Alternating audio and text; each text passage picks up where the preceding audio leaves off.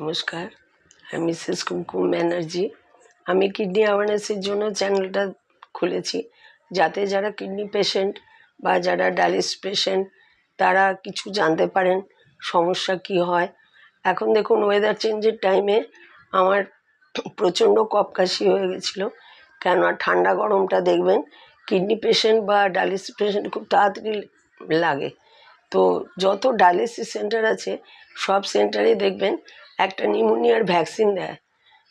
নিউমোনিয়ার ভ্যাকসিনটা অবশ্য নেবেন, বুস্টার যেটা দুটো দেয়, একবার দেয়, আবার 1 মাস পরে আরেকটা দেয়। তো ওই নিউমোনিয়ার ভ্যাকসিনটা নেওয়ার অবশ্য চেষ্টা করবেন, তাহলে অন্তত নিউমোনিয়া থেকে আমরা বাঁচতে পারবো। কেননা আমাদের পট করে ঠান্ডা লেগে গিয়ে লাংসে কফ জমে যায়। আর যারা মনে করুন 6 মাস বা 3 মাস হলেও যাদের ডায়ালিসিস হচ্ছে, তারা তো জানেন না জিনিসটা। তো তারা আপনাদের টেকনিশিয়ানকে বা ডাক্তারকে অবশ্যই জিজ্ঞেস করে নেবেন যে নিউমোনিয়ার ভ্যাকসিন নেওয়া দরকার আছে কিনা। কেননা নিউমোনিয়ার ভ্যাকসিন নিলে কী হবে, আপনি অন্তত নিউমোনিয়া থেকে বাঁচতে পারবেন।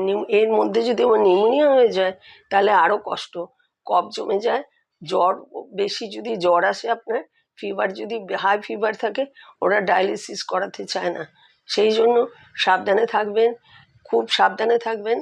আর যথাযথ ওই এই নিউমোনিয়ার ভ্যাকসিনটা নেওয়ার চেষ্টা করবেন। আজ এই পর্যন্ত রাখছি।